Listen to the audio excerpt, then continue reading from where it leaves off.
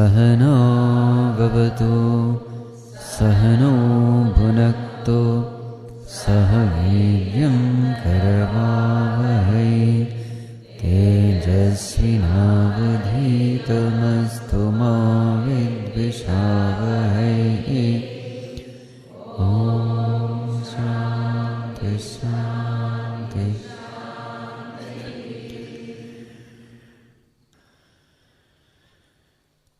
सदाशिवसमारम्भां शङ्कराचार्यमध्यमाम् अस्मदाचार्यपर्यन्तां वन्दे गुरुपरम्परां। श्रुतिस्मृतिपुराणानाम् आलयं करुणालयं नमामि भगवत्पादं शङ्करं लोकशङ्करं शङ्करं शङ्कराचार्यं केशवं बादरायणं सूत्रभाष्यकृतौ वन्दे भगवन्तौ पुनः पुनः भगवन्तौ पुनः पुनः। अन्नमयादन्नमयम् अथवा चैतन्यमेव चैतन्यात् द्विजवरदूरीकर्तुं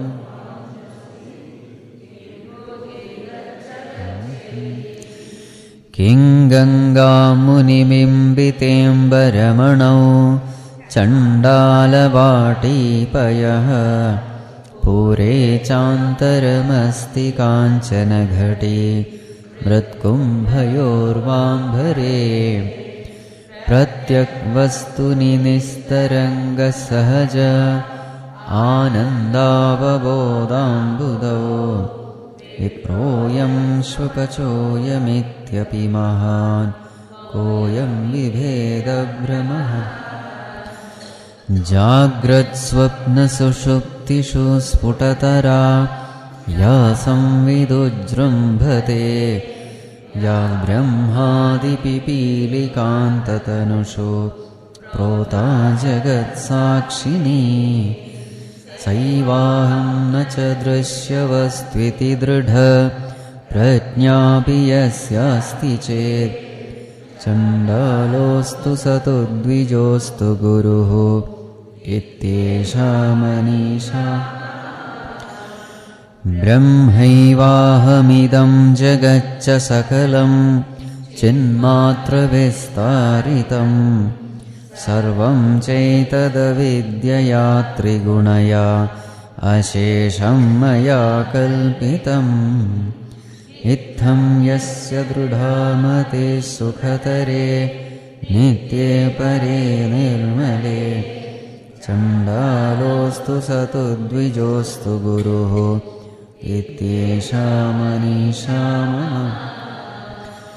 शश्वन्नश्वरमेव विश्वमखिलं निश्चित्य वाचा गुरोः नित्यं ब्रह्म निरन्तरं विमृशता निर्व्याजशान्तात्मना भूतं भावि च दुष्कृतं प्रदहता संविन्मये पावके प्रारब्धाय समर्पितं स्ववपुः इत्येषा मनीषा मम। Next verse, verse number 4. या तिर्यं नरदेवताभिरहमिति अन्तस्फुटा गृह्यते यद्भासा हृदयाक्षदेहविषयाः भान्ति स्वतो चेतनाः तां भास्येऽपि हि तार्कमण्डलनिभां स्फूर्तिं सदा भावयन् योगी निर्वृतमानसो हि गुरुः इत्येषा मनीषा मम. Yes. So the fourth verse is a commentary on the Mahāvākya, Ayam Ātmā Brahma. This is from the Atharvaveda, Māndukya Upanishad. Ayam Ātmā Brahma. This Atma is Brahman. So what is this Vākya? It is Anusandhāna Vākya. Contemplative statement. Anusandhāna Vākya. A verse to contemplate upon. Now what is being said here? That consciousness, sphutagrihyate, very clearly is grasped, experienced. By whom? Tiryak, animals, Nara, human beings, Devata, the divinities, etc. How do they experience this consciousness? Aham iti, as I. So that consciousness which is experienced by all beings, animals, human beings, devatas, all of them, that consciousness which is experienced as aham, I. That consciousness, yad bhasa, whose sentiency with which hridaya aksha deha vishayaha, vishayaha, the objects like hridaya, mind and the intellect, aksha, aksha means sense organs, the mind, the sense organs, deha, body, etc., bhanti, they are sentient. That consciousness because of which the body, the mind, the senses, etc., they are sentient, though swataha achetanaha, though themselves insentient. So that consciousness which is the sentiency giving principle to the inert body, mind, intellect complex. Tam bhasyehi pihita arka mandala nibham sphurtim sada bhavayan. That sphurtim, that consciousness, nibham, which is compared to arka mandala, the solar disk, pihita, which is covered by bhasyehi, the illumined clouds. So that consciousness which is comparable to the sun which is covered by the clouds. Sada bhavayan. So that yogi. So which yogi? Nirvritamanasaha, who has experienced total fulfillment, contentment, peace, by meditating upon this consciousness. What kind of consciousness? That consciousness which is experienced by everyone as I. That consciousness which is the sentiency giving principle to the inert BMI. That consciousness which appears to be hidden amidst the BMI, just like the sun hidden by the clouds. Meditating upon that consciousness, this yogi has experienced infinite bliss and peace. Such a yogi is my Guru. So now let us see the first line. So this consciousness everyone experiences. Sphuta grihyate. Sphuta means very clearly. Very clearly, grihyate, it is grasped. It is known. It is experienced. How do we experience this consciousness? Aham iti antaha. Antaha means inside. In every one of us, we experience this infinite consciousness as aham. Who are these everyone? Tiryak. Tiryak means animals. Why are they called Tiryak? Tiraha anchati iti tiryak. Tiraha, horizontally. Anchati, that which grows. That which grows horizontally. Now what is that which grows horizontally? Animals. Tiraha anchati iti tiryak. So that tiryak becomes tiryang. Tiryak plus na. Ka plus na becomes nga. So tiryang nara. So tiryak means animals. Nara means human beings. Devata means devatas, divinities. So all of them, everyone, we experience that consciousness very, very clearly as I am. That I am is that truth. Everybody experiences consciousness. The only difference is your understanding about this consciousness is different. As far as the experience is concerned, there is no second opinion. But what is it that is experienced? There are multiple opinions. Some consider this I as the body. Some consider it as a mind. Some consider it as pranas. Different people have different opinions and ideas. There are different schools of philosophies as to what this I is. That is fine. But as far as the experience of I is concerned, there is no debate, there is no contradiction. What does Bhagavān say? This is that ultimate Brahman. So here, Ayam Ātmā Brahma means this Atma. What do you mean this? This means not that. Not that means what? It is not something far away which you have to experience beyond some space or beyond some time or beyond death. No, right here as this. This means what? This represents nearness. It is very, very near. It is a very I in you. Ayam Ātmā Brahma. You understood that the impact of the word I am. This, here and now you can experience it. Right here, right now. This Atma is Brahman. So where is God? Here, now, as the very I. Now what is the property of this consciousness, this I? Yad bhasa. So it has this sentiency giving property. So what does it do? It gives sentiency, bhanti.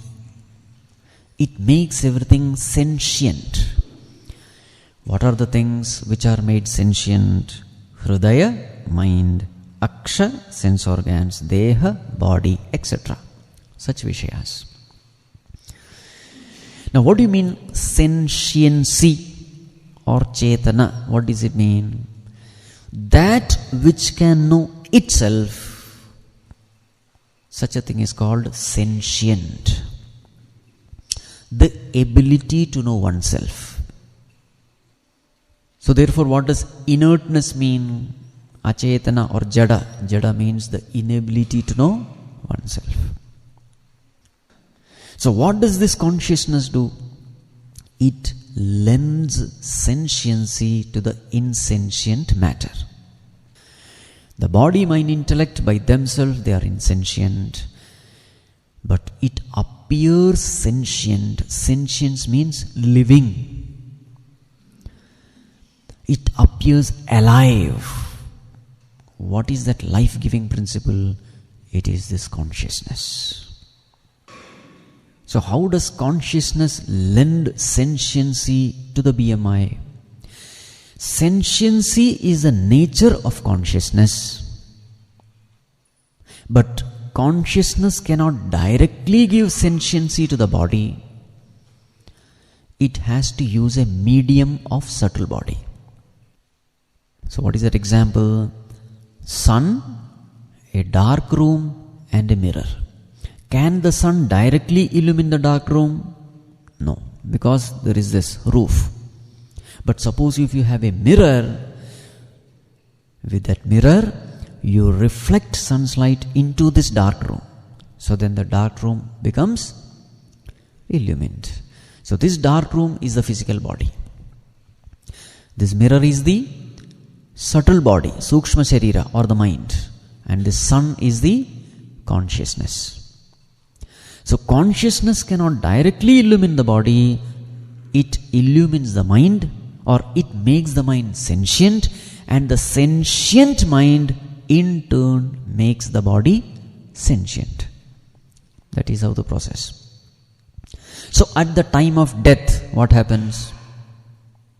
Sukshma Sharira is not there. So what dies? Atma dies? No. Sukshma Sharira dies? It is the Sthula Sharira which dies. Sthula Sharira becomes insentient at the time of death. Why does it become insentient? Sthula Sharira becomes insentient because the Sukshma Sharira has left the body. Only through Sukshma Sharira, Sthula Sharira can be sentient. Now, once death happens, does the Sukshma Sharira becomes insentient? Sukshma Sharira is always sentient because it is always with consciousness. It is the Sthula Sharira, the gross body, which becomes insentient. So death is nothing but the Sukshma Sharira leaving the Sthula Sharira, the subtle body leaving the gross body. Right? At the time of death, can you say consciousness is not in the body? Is consciousness there in the physical body or not at the time of death, after death? Is consciousness there in the physical body at the time of death? It is there. Only thing is that consciousness is not capable of expressing as life. Consciousness has to be there because consciousness is infinite. Infinite thing has to be there everywhere, including the dead body. Isn't it? This clarity has to be there. Consciousness is there, but the consciousness is not able to express as life. Just like once the filament is fused, current is there, but that current is not able to express as light. For expressing as light, filament is needed.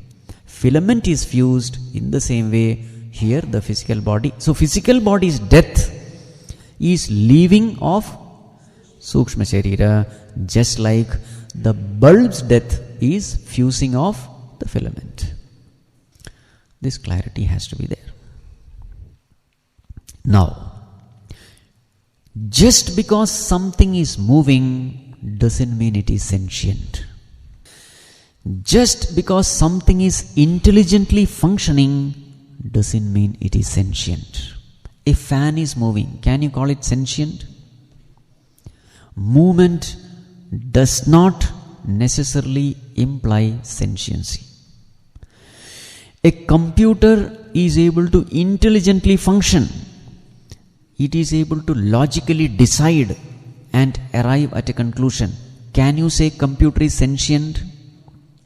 No. What is the essential condition for sentiency? The experience of I is the essential condition. Is that entity feeling I am? Then only there is sentiency. I have raised this question because long back one movie had come, one Indiran, Rajinikanth movie, long back. So in that, a great scientist makes a robot, and the robot happened to be more intelligent than the human being. And the robot, he makes lot of similar robots, and then finally they conquer the human world. So many films are there. What is the logical flaw in this film? Logically it appears to be possible. You create, because nowadays computers are more intelligent than human being, no doubt. So if this possibility exists, that human being can create more intelligent electronic devices, so definitely there is a possibility that these electronic devices can multiply itself and conquer the human world.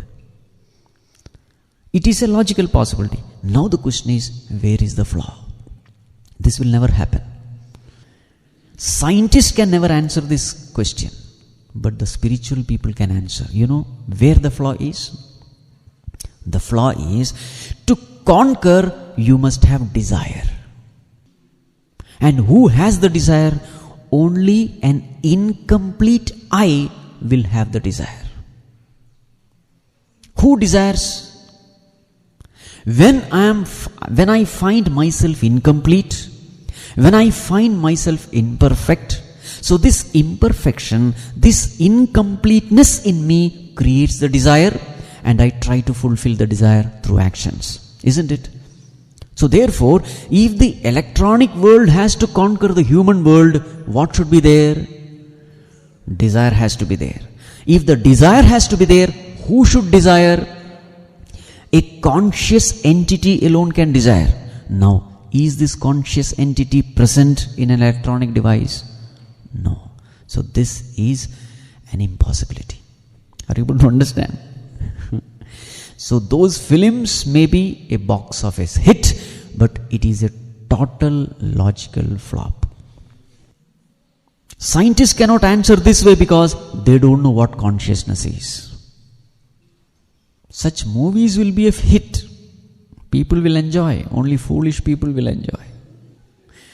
Unnecessarily they will get tensed up and worried. What happens if the robots take over the world? Spiritual people don't have any fear, because that is an impossibility. Why should robot do it, first of all? So see, what clarity you get when you have spirituality as the base.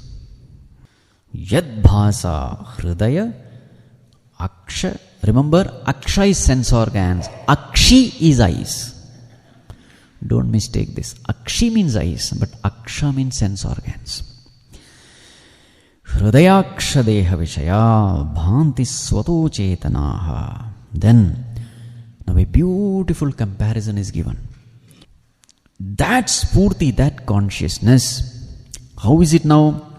This consciousness is lying hidden amidst the body-mind complex. How is it? An example is given. What is the example? Nibham, just like Pihita Arkamandala, just like the sun which is covered, veiled. Covered by what? The clouds. Now what is the beauty of this example? What create clouds?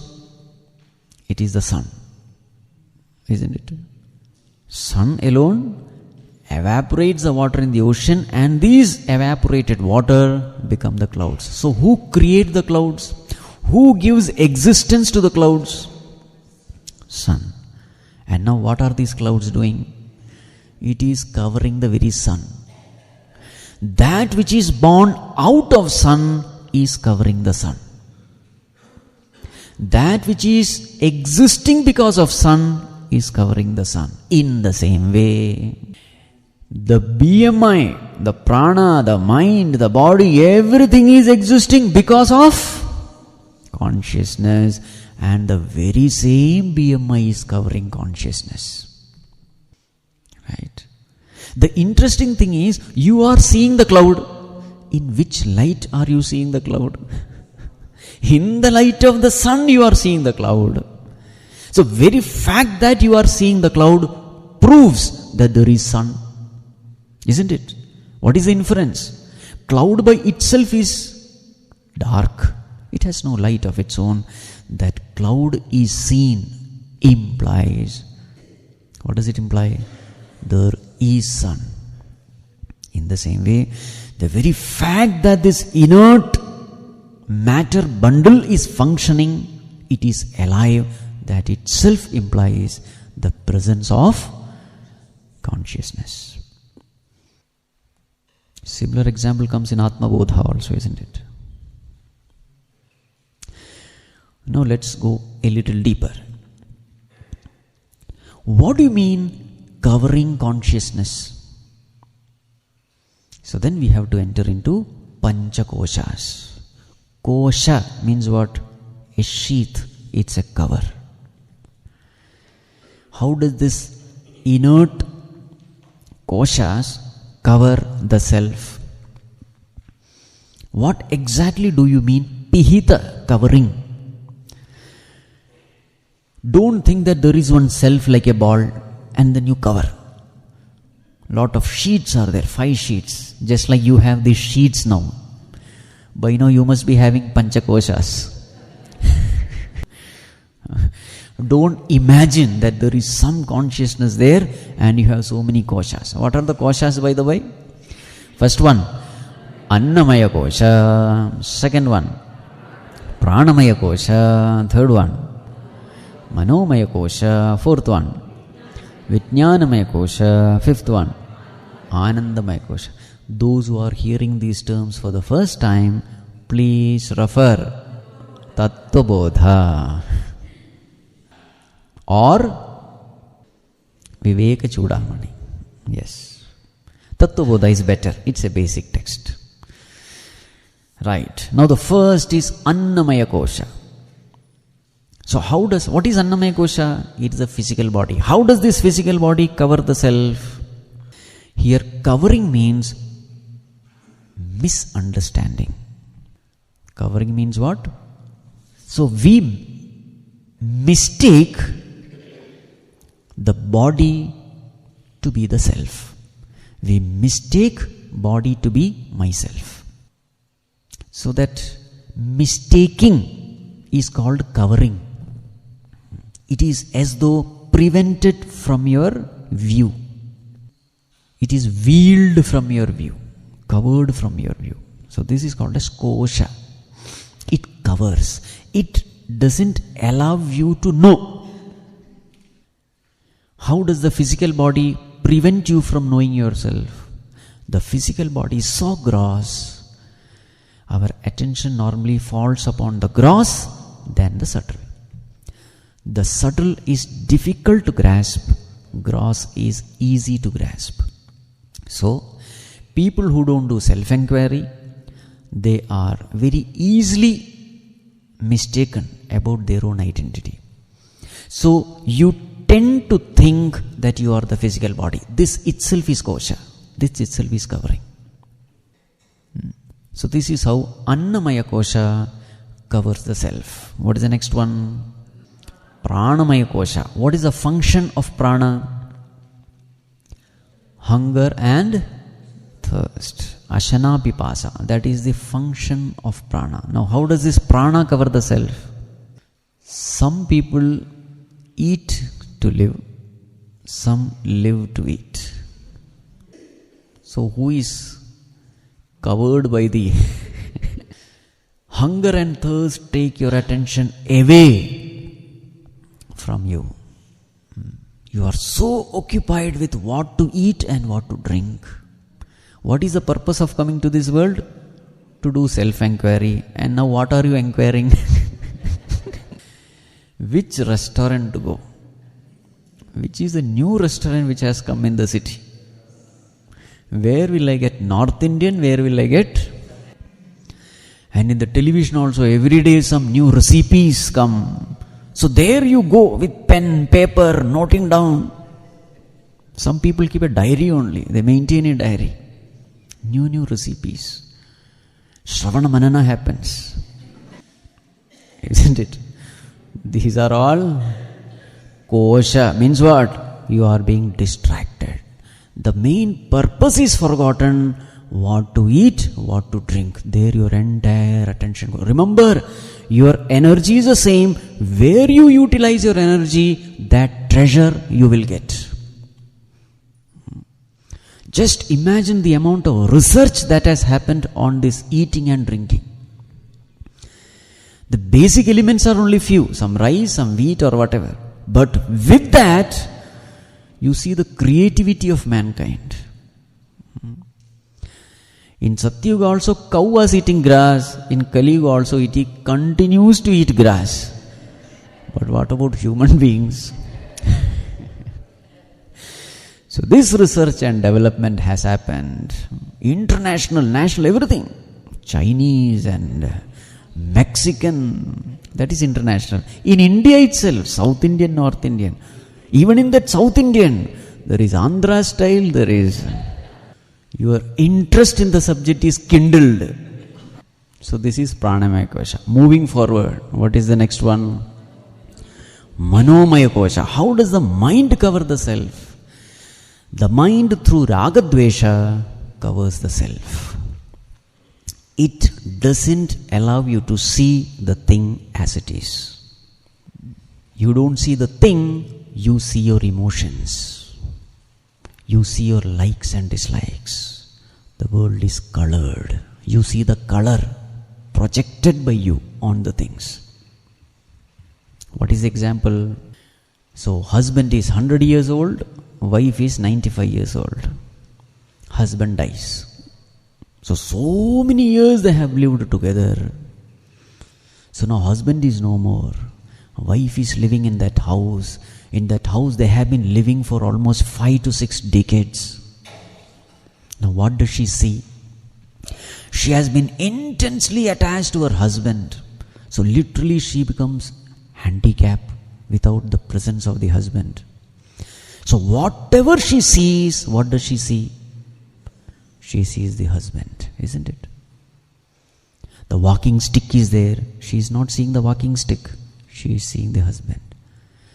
That chair, rocking chair. She is not seeing the chair there. She is seeing her husband. The garden which he used to take care, the flowers. Now who will garden? So what is she seeing? Garden is not seen. Husband is seen. So what is happening? The reality is not seen. The thing which you project upon the reality is seen. This is the power of the Manomaya Kosha. You go to a new city, you take a room for rent, and then your neighbor comes and tells, do you know the specialty of this room? Just 2 weeks back, one girl committed suicide hanging on this fan. Can you see that fan? Yes, there. Can you see this bucket? Yes, climb there. She kicked this bucket. No information is given to you. Then that person says, see, I thought being a good neighbor, I should inform you. Because people say they have seen that ghost. So just take care. Just take care of your... Okay, 10 o'clock, 11 o'clock, you have switched off the light. Now you sleep. Right on your head, what do you see? You don't see the fan there. Isn't it? You don't see the fan there. Maybe that fan is making some sound while rotating. You don't hear the sound. You project. No, all the masalas you add. In reality, there is only fan, but then you cook it up to your taste. Your vasana masalas are added, and then you experience a different world altogether, isn't it? So this is the beauty of Manomaya Kosha. It veils from you the truth through your likes and dislikes, through your vasanas, inclinations, impressions. This is how Manomaya covers you. What about the next one? Vijnanamaya. What is the job of Vijnana? Remember, Manomaya Kosha is mind plus Jnanendriyas. What is Vijnanamaya Kosha? Intellect plus Jnanendriyas. So Jnanendriyas bring in information, and this information is processed by the intellect. So what does the Vijnanamaya do? Vijnanamaya wants to know. Anything in front of it, it wants to know. So what does the Vijnanamaya see? The whole world. So it wants to know the source of this world, the cause of this world. So it goes out. What is this space? What are these stars? What is this ocean? What is inside ocean? What is outside the space? What is inside an atom? So this curiosity is generated by Vijnanamaya Kosha. So all the research and development that is happening in this world, it is all because of Vijnanamaya Kosha. Now how does it cover the self? Your curiosity to know prevents you from doing self-enquiry. You want to know something which is non-self. Where does the inquiry take you? It takes you towards the Anatma Vastu. That is also a kind of covering. You are inquiring into something which is purposeless. Your own intellect is misguiding you. Why is this intellect misguided? Intellect is misguided because it is not guided by the scriptures. Those people may be great scientists, NASA scientists. Namaste to you. Are you guided by the scriptures? No. Go. Direction itself is wrong. Scriptures say go within. Where are they going? Outside. Lost. If the direction itself is wrong, how much ever effort you put, will you come to the right destination? No. We accept they are all brilliant scientists. Very, very sharp.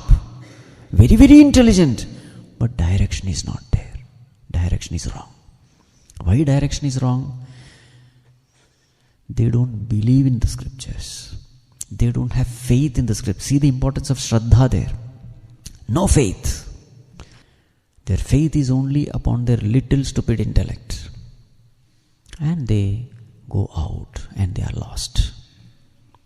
Everywhere they are lost. Where does this cosmos end? They have no answer. What is inside an atom? We don't know. We are uncertain. We have brought out one principle. It's called as uncertainty principle. We are uncertain. Now what kind of principle is this? Principle should be certain. If it is uncertain, is it a principle? It is confusion. You should name it uncertainty confusion. And all the generation after generation we study because we want marks. What is uncertainty principle? Heisenberg's uncertainty principle we study. Somebody's confusion we study and get marks. Andhena niyamana yathandaha, blind leading the blind.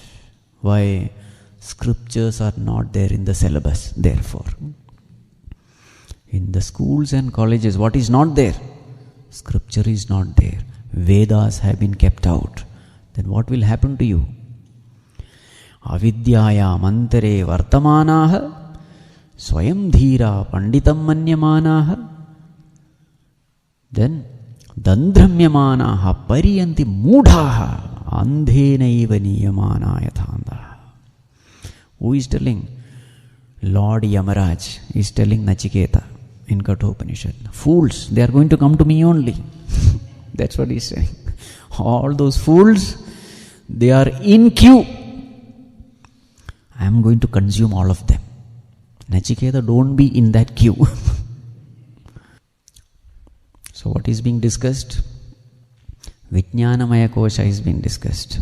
Now the very same Vijnanamaya Kosha, which is nothing but intellect, it is trying to know everything. What will it know itself? Of course, the primary knowledge is who am I? So if that Vijnanamaya is used to know oneself, what will it know? What will be its final conclusion? What will be its definition of the self? The definition of the self will be I am BMI. This is the conclusion arrived by Vijnanamaya Kosha without the guidance of the scriptures. Able to follow? The self-definition is called I thought, Ahamrati. So what is Ahamrati? The self-defining thought arrived at by the intellect without the guidance of the scriptures. This is called as Ahamrati. Meaning, the ideas, the concepts, the definition about yourself. How do you define yourself? What is it that you know about yourself? Everything falls under Ahamrati. I am so and so. Self-defining thought without the guidance of the scriptures. This is called as Ahamrati. So I am fat, I am thin. I am fair, I am dark. I am tall, I am small, short. What is this? Ahamrati based on the information provided by the body. I am sad, I am happy. Ahamrati based on the information provided by the mind. I am intelligent, I am a fool. Ahamrati based on the information provided by the intellect. Intellect compares, intellect perceives, and then finally come to a conclusion about the self. This self-defining thought is called Ahamrati. Now what is this Ahamrati doing? This Ahamrati is covering the real aham. The I thought is covering the real I, just like the clouds covering the sun. I thought has no existence without the pure I, but now that little I, the egoistic I, the illusory I, that I is covering the real I. So what is self-enquiry? Ahamayam kuto bhavati chinvatah aipatatyaham nija vicharanam ahaminasha bhajahamahantaya Surati hridsvayam paramapurnasat. What is it? Aham ayam kutah bhavati. What is this I? When you start inquiring, what happens? I patati aham. This I falls. Why does it fall? It falls because it is a thought. Any thought when witnessed has to fall. So what is this highest meditation? You remain rooted in consciousness and you become an observer. What do you observe? You observe the thoughts. Thoughts can be two: idam vritti, aham vritti. All the idam vritti, this thought resides in I thought. Now when you are witnessing, the question is the I thought with the witness, or is the I thought the witnessed? For the beginners, I thought is also a part of the witness. So therefore, when you witness the thoughts, what will disappear? Only the idam vrittis will disappear, because that is witnessed. Ahamrati remains. Why Ahamrati remains? It remains because it is not a part of the witnessed thought, it is a part of the witnessing consciousness. So therefore, when you sit for meditation, you find some peace, but that is not absolute peace. Why do you feel peace when you are meditating? Idam vrittis have disappeared. Mind has become quiet. So therefore you experience peace. But why don't you feel absolute peace? There is no absolute peace because mind is still there. Ahamrati is still there. As long as the Ahamrati is there, when you meditate, you know you are meditating, you know you are peaceful, and you very well know that you is there.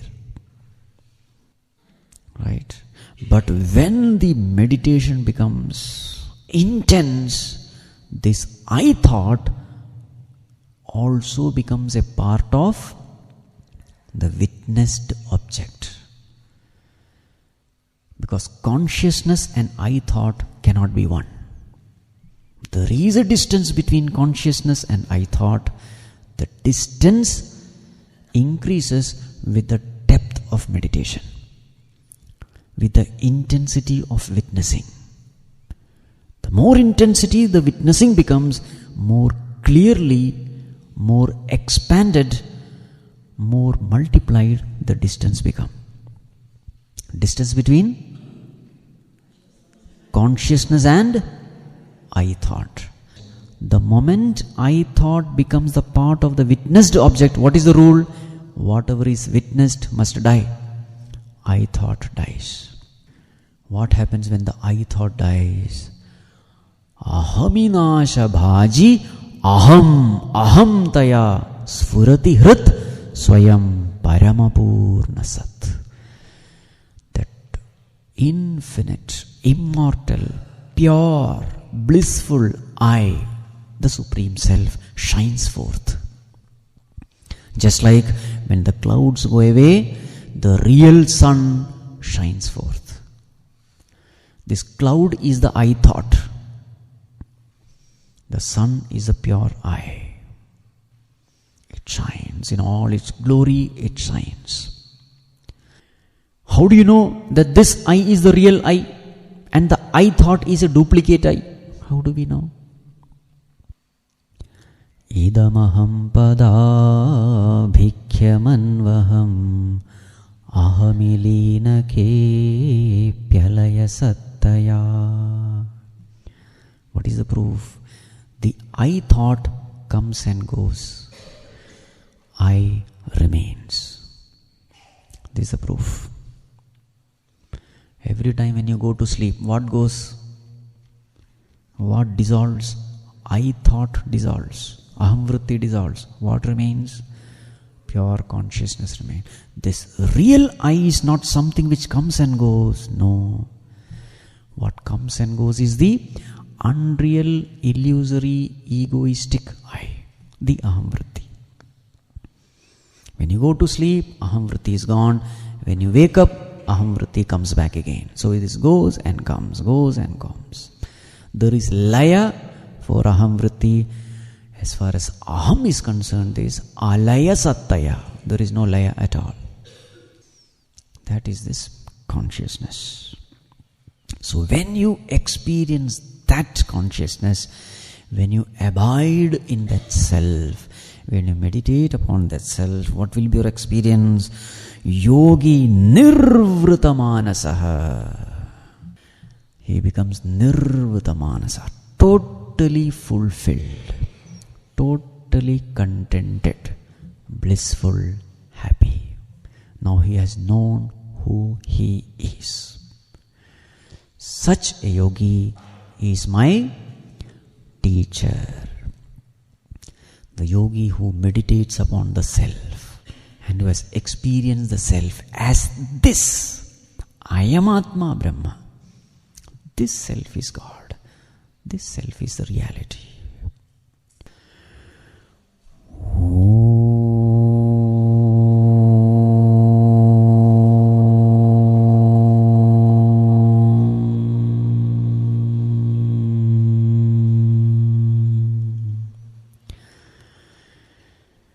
Sarve bhavantu sukhinah, sarve santu niramaya, sarve bhadrani pashyantu, ma kaschit dukkha bhag bhave. Om shanti shanti shanti. Hari Om Shri Gurubhyo Namaha. Hari Om.